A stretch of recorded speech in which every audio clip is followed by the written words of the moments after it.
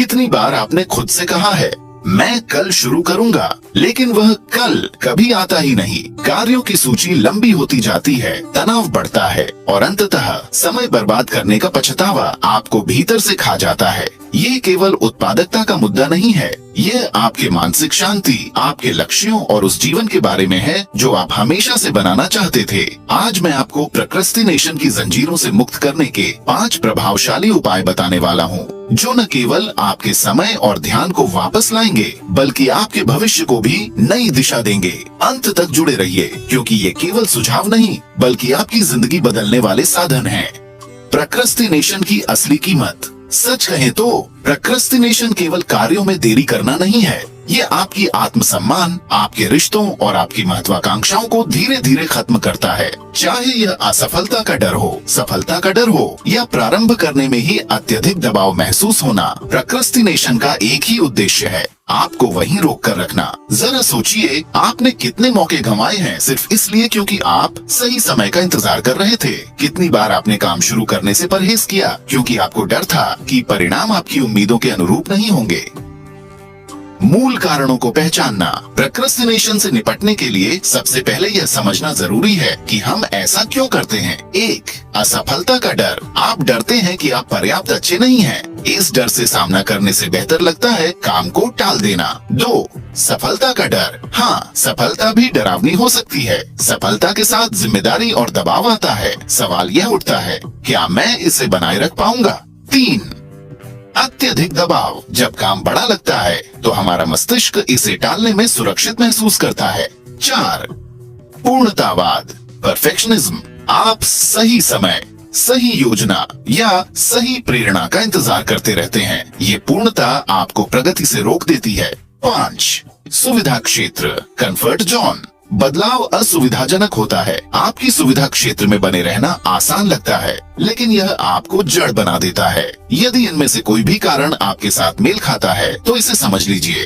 Procrastination समय प्रबंधन की समस्या नहीं है, यह मानसिकता की समस्या है, और आज हम आपकी मानसिकता को फिर से ढालने वाले हैं। प्रोक्रेस्टिनेशन को हराने की 5 चरणीय योजना। पहला चरण, इसे छोटे हिस्सों में बांटे। प्रोक्रेस्टिनेशन को हराने का पहला कदम ये है कि किसी भी काम को छोटे और सरल हिस्सों में बांटे।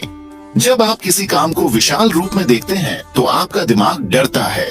मुझे यह पूरा प्रोजेक्ट खत्म करना है की जगह सोचें, मैं पहले केवल पहला पैराग्राफ लिखूंगा। यह गति बनाता है और गति प्रगति लाती है।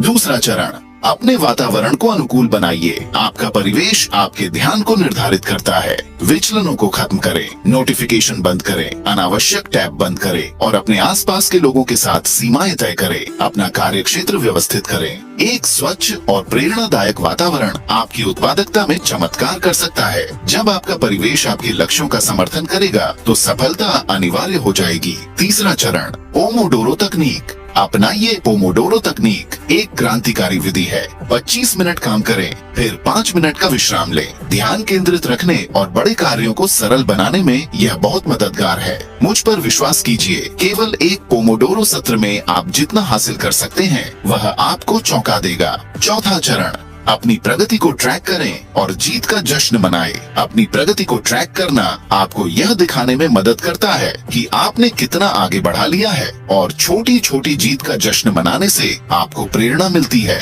एक डायरी रखें, कोई ऐप इस्तेमाल करें या बस अपनी उपलब्धियों को लिखें। चाहे वह एक अध्याय खत्म करना हो या एक महत्वपूर्ण ईमेल भेजना, हर कदम की सराहना करें। 5वां चरण, अपने बहानों को चुनौती दें। अंत में आपको अपने बताए गए बहानों को पहचानना और चुनौती देना होगा। जब आप खुद को कहते सुने मैं कल शुरू करूंगा, पूछिए आज क्यों नहीं। जब आप सोचें मेरे पास समय नहीं है, पूछिए क्या मैं वाकई व्यस्त हूँ या मैं असुविधा से बच रहा हूँ। खुद से ईमानदार रहें, बहाने प्रगति के दुश्मन हैं। मेरा अनुभव, एक व्यक्तिगत सबक। मुझे वो समय याद है जब प्रोक्रेस्टिनेशन ने मेरी जिंदगी पर राज किया था। अंतिम समय में काम पूरे करने का तनाव और किसी भी बहाने से डर का सामना न करने का सिलसिला। एक दिन मैंने एक बड़ा मौका खो दिया केवल इसलिए कि मैं सही समय का इंतजार करता रहा। तभी मुझे एहसास हुआ सही समय कभी नहीं आता। मैंने देखा कि मुझे रोकने वाला बाहरी माहौल नहीं, बल्कि मेरे अपने डर थे। धीरे धीरे, चरण दर चरण, मैंने उन रणनीतियों को अपनाया जो मैंने आज आपके साथ साझा की हैं। और यकीन मानिए, यह सब कुछ बदल सकता है। यदि मैं यह कर सकता हूँ, तो आप भी कर सकते हैं। एक यात्रा, कोई गंतव्य नहीं।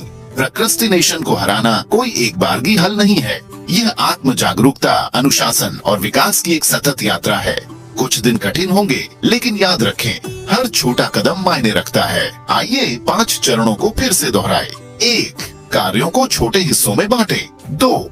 अपने ध्यान के लिए वातावरण को अनुकूल बनाइए। 2. पोमोडोरो तकनीक का उपयोग करें। 4. प्रगति को ट्रैक करें और जीत का जश्न मनाएं।